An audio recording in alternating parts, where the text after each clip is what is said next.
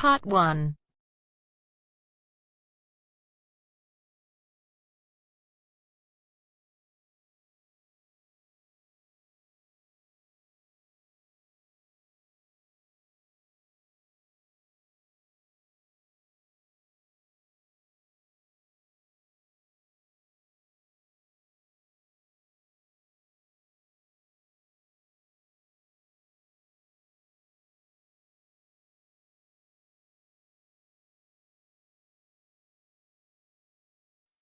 You will hear a conversation between a man and a woman as the man joins a local library.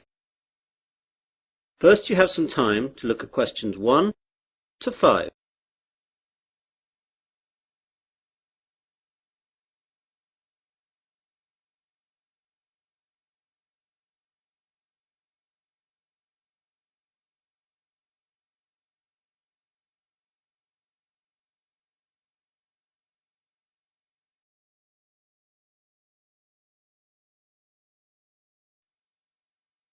Now we begin. You should answer the questions as you listen, as the recording is not played twice. Listen carefully to the conversation and answer questions 1 to 5. Hello, I'm new in the area and I'd like to join the library, please. That's no problem. Let me get an application form. Here we are. Now, all we have to do is fill this in and then I'll get you to sign it and you'll be a member. Great. Now then, what's your full name? Peter Adrian Camden. How do you spell Camden? C-A-M-D-E-N. C-A-M-D-E-N? Yes, that's right. Right. And what's your address? Flat 5, 53 Green Street, Finsbury. OK, got that. That's near here, isn't it? Yes, just 5 minutes walk. What's the postcode? 7424. 7434. Got that now. Now, can you tell me your date of birth? 8th of July 1976. And what's your telephone number? Well, I don't have a home number, but I've got a mobile. That'll do fine. It's 06634 982 746. Did you get that? Some of it.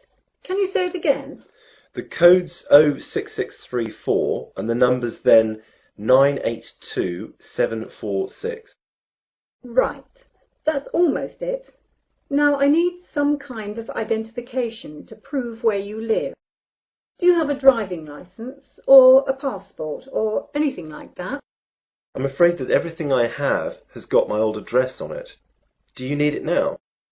No, not now, but you won't be able to take anything out until we see that. Wait a minute. I've got a letter addressed to me here that arrived this morning. Will that do? Oh yes, that's a good idea. That will be fine. Let's look. OK, well that's finished.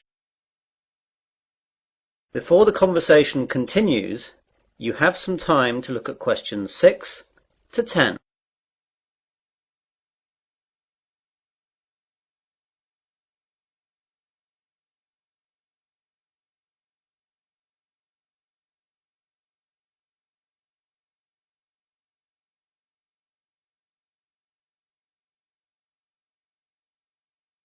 Now listen carefully and answer questions 6 to 10. Could I ask you a few questions? The council that runs the library is running a survey to find out what kind of books people prefer so that they can direct their buying. Yeah, no problem. OK, so what type of books do you like? Well, I'm very keen on mysteries. You know, when a detective is trying to find out who did the murder. Historical novels interest me too. Romance, never. My sister loves them, but they bore me to tears. I quite like books on animals too. I get them out sometimes. Not science fiction either. Too weird. Well, I think that's it then. Good. Oh, do you charge anything? The library is free unless you want to rent out some of our videos or DVDs. And how much is that? Well, we rent videos out for $4 each and DVDs are $6. You must leave us a deposit of $60 as well. That's returnable, of course. I don't think I'll get any of those just yet. Can I pay later? Sure, just give the money in when you're ready to rent them out. Well, thanks very much. You've been very helpful. I might take a book out now for the weekend, if that's okay. Go ahead. Well, goodbye. That is the end of part 1. You now have half a minute to check your answers.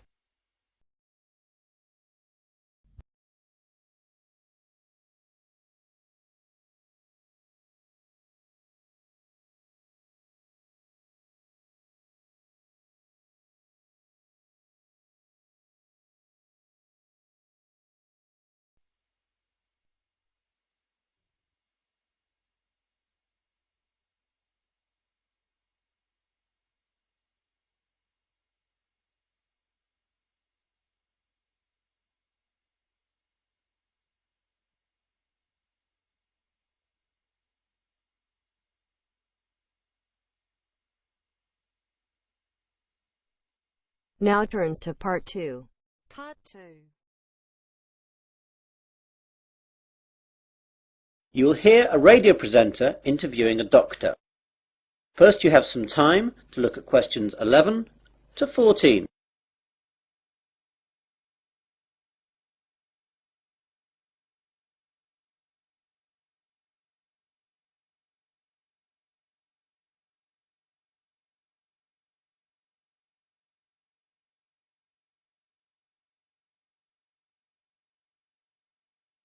Now listen carefully to the interview and answer questions 11 to 14. Hello everyone. I've just been joined in the studio by Dr. Matthew Johnson. Dr. Johnson works at the Wesley General Hospital and he's here today to tell us all about giving blood. Good morning, Matthew. Good morning. So Matthew, why is it important for us to give blood? Donating blood is not important. It's actually vital that people do this. Without donated blood, thousands of people would die every year, and it's something that could affect everyone. We all expect blood to be there for us, but barely a fraction of those who can give do. Yet, sooner or later, virtually all of us will face a time of great vulnerability in which we will need blood, and that time is all too often unexpected. The need for blood is great.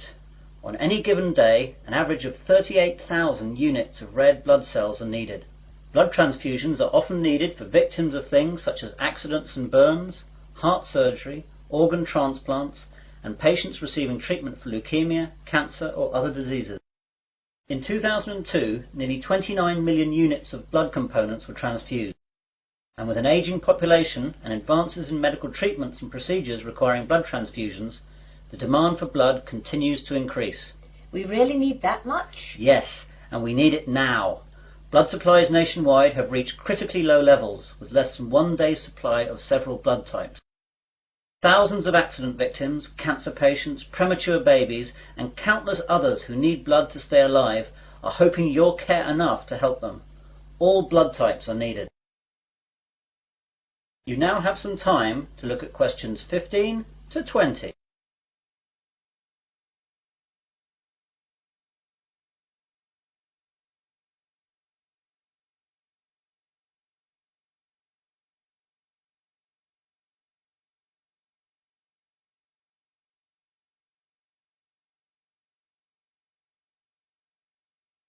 Now listen to the rest of the conversation and answer questions 15 to 20.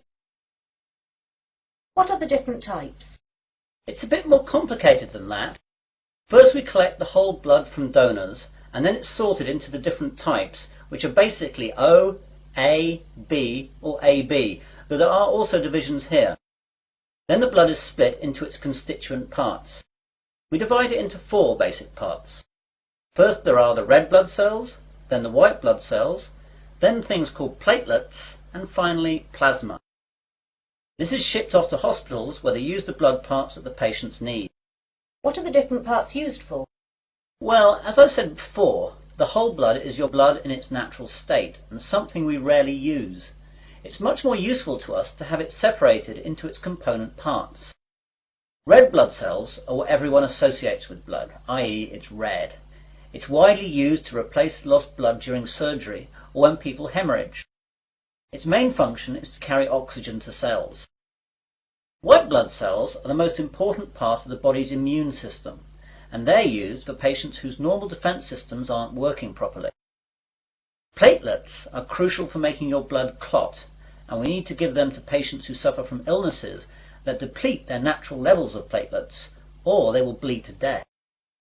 Finally, plasma is what carries the other parts of blood around, and needs to be administered with any of the other components.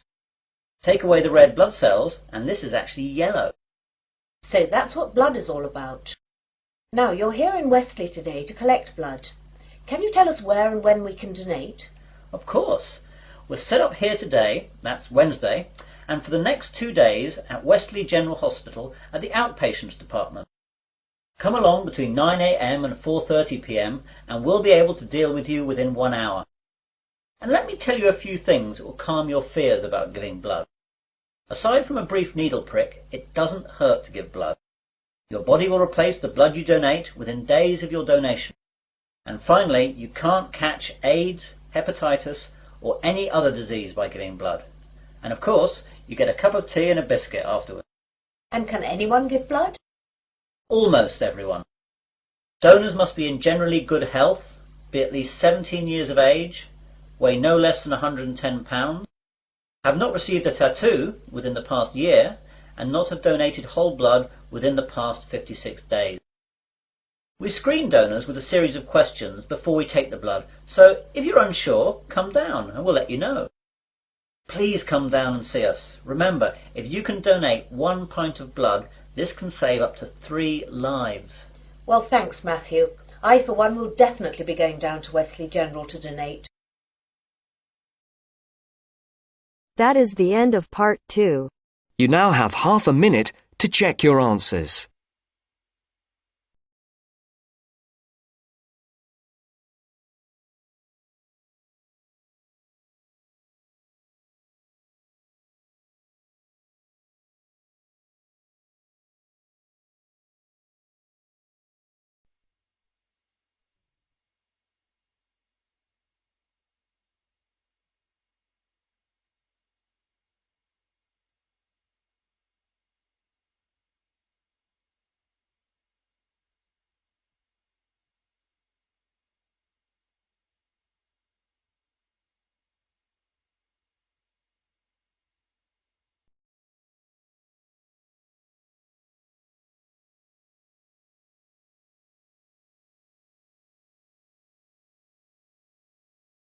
Now turns to part 3. Part 3. You will hear a conversation between 3 people about use of university computers. First, you have some time to look at questions 21 to 27.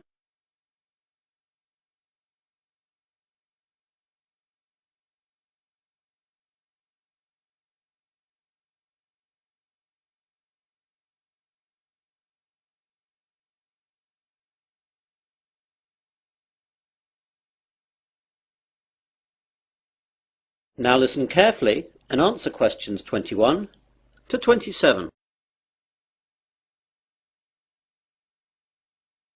Hello there, do you work in the computer room? Yes, I do. Can I help you? Well, I'm a first year and I know that I'll need to use the computer room for my work, as I don't have a computer of my own. So I thought I'd get down here and see what I have to do in order to get time on one of the university's computers. Okay, there are 4 computer labs open to undergraduates. The others can only be used by the staff and postgraduates. The names of the 4 labs you can use are Wimborne, Franklin, Salisbury and Court. Wimborne and Court are in this building, the Johnson building. Franklin is in the Computer Sciences building and Salisbury is in the library. So I can use them whenever I like? Well, you can use them, but not whenever you like. As you can imagine, they're in quite a lot of demand, so you have to reserve your time on a computer. In each of the labs there is a reservation book, and you can reserve your time on a computer in that for 2 hours daily. If a computer is free, though, you can go on it straight away. It's quite straightforward, but be sure to always write your name in the reservation book in pen, or someone can rub it out and put their name in instead. Oh my God, does that really happen? I'm afraid so, and far more often than you would think. When people are stressed about their assignments, they'll do anything to get some time on the computers. Better not try it yourself though, or you'll be banned from the computers for the rest of the academic year, and your password and username will be taken away. That reminds me, I've got to get a username and password. How do I go about that then?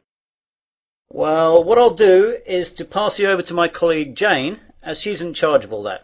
Jane? Yes, Dave? I've got a new student here wanting to find out about usernames and passwords. Can you help him out with that? Yeah, sure. Hi there. Hi. Well, it's a straightforward process. First of all, tell me your name and I'll type it into the system. James Smith. Right, let me do that. You see, all students are automatically given a username and then they just choose a password themselves. OK, so your username is James Smith 2. That's all small case. That means there must be more than one of you at the university at the moment. Well, what do you want your password to be?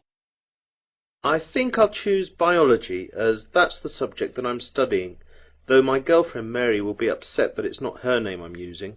Well, that's all done. You can now use any of the 4 undergraduate computer labs. By the way, can I print out stuff at the labs? Yes, you can, but sometimes it's not quick. When you print, it goes into a queue and it'll be left in a tray in Franklin, as that's where all the main printers are.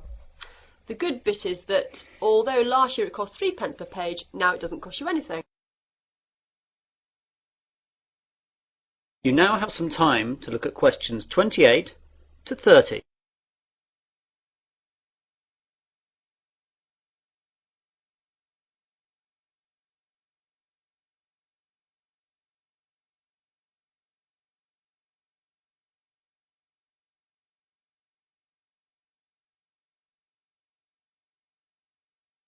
Now listen to the rest of the conversation and answer questions 28 to 30. I don't really know much about computing. Is there any training available? Yes, we have introductory courses for all new students. There is beginner, intermediate and advanced. Which would you like to go for? Well, I have done some, but I don't know if I'm up to anything more than beginner. I'd better stick with that. Intermediate could be too tough. Well, your course is in Franklin then. We're in Court now. You know where that is. That's in this building too, isn't it? No, that's Wimborne you're thinking about. Franklin's over in the Computer Sciences building. Anything else? I don't know what time the course starts. Let's have a look then. Advanced starts at 4:30 in the afternoon on Mondays, but yours is the day after at 5 in the afternoon. Are there any other times, as I've got a part-time job then? Yes, you could try Thursday at 2 p.m. How's that?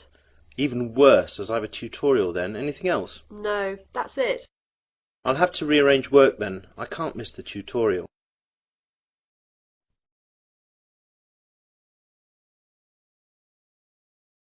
That is the end of part 3. You now have half a minute to check your answers.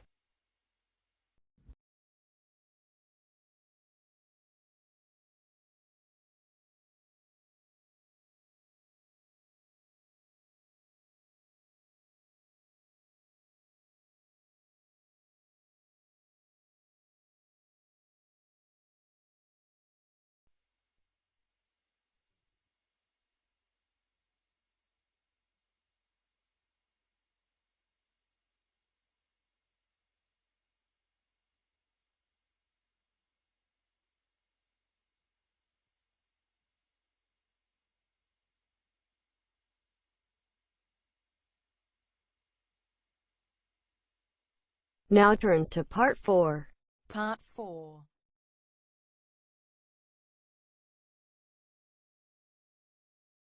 You will hear part of a university seminar given by a student.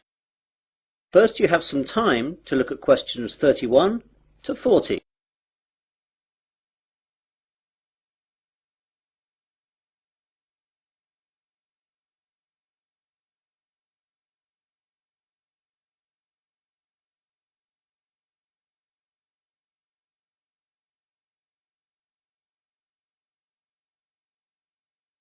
Now listen carefully and answer questions 31 to 40. Good afternoon, everyone. In today's seminar, we're going to continue listening to different students giving us a presentation on the subject of their term paper. Now, today is Hillary's turn. So, what are you going to talk about today, Hillary? Well, some of you will know that I was brought up when I was young in Japan, and I'm going to do my term paper on Japan's bullet trains, which have revolutionized their rail industry. Japan's main island, Honshu, is covered by a network of high-speed train lines that connect Tokyo with most of the island's major cities and Fukuoka on the island of Kyushu. Japan's high-speed trains are called Shinkansen, but are known to us as bullet trains.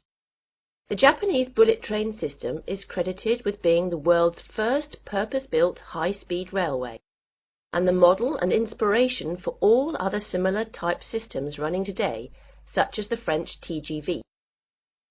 The reputation it has earned for safety, speed, and punctuality is unsurpassed. I'd like to give you some figures about that. As regards safety, there has never been a death on the bullet train system since its inception in 1964, other than that caused by deliberate passenger misadventure. As far as speed is concerned, the bullet train holds the current world record for the fastest average speed between two station stops, which was 261.8 kph between Hiroshima and Kokura. The train travelled 192 kilometres in 44 minutes. This record is from the 500 series Nozomi trains, running at a maximum speed of 300 kilometres an hour between Shin Osaka and Hakata. I'll talk more about them later. The punctuality puts European train services to shame. Most trains arrive at their destination after several hours to within the second. In 1 year, the total time that all bullet trains were late by was 12 seconds. This statistic is hard to believe, but it would be difficult to prove otherwise, and that's what the rail authorities in Japan have told us. Now I'd like to tell you a bit about their history. The first bullet train was introduced in 1964 by Central and West Japan Railways for the Tokyo to Osaka route. Most of these old trains have now been discontinued. There have been several bullet train models since then. The most recent ones have been the 300, 500 and 700 series, and it's the 500 series one that can travel at 300 kph. The bullet trains operating in Japan today are of the three following categories: Nozomi, Hikari and Kodama. The Nozomi trains stop only at the most important stations and reach Osaka from Tokyo in only about 2.5 hours, and it's the most modern of bullet trains that serve as Nozomi. Hikari trains stop a little bit more frequently than Nozomi trains and need roughly 3 hours to reach Osaka from Tokyo. Kodama trains stop at all stations, and they are the local trains among bullet trains. Older models of bullet trains serve as Kodama. I'd like now to talk a little bit about the technology involved in bullet trains. The Shinkansen bullet trains consist of electrically powered cars. That means basically all individual cars are equipped with electric motor driving systems. This is in contrast to locomotive trains, in which the locomotive pulls the passenger coaches. The realization of the high-speed Shinkansen with the electric train system had a great significance.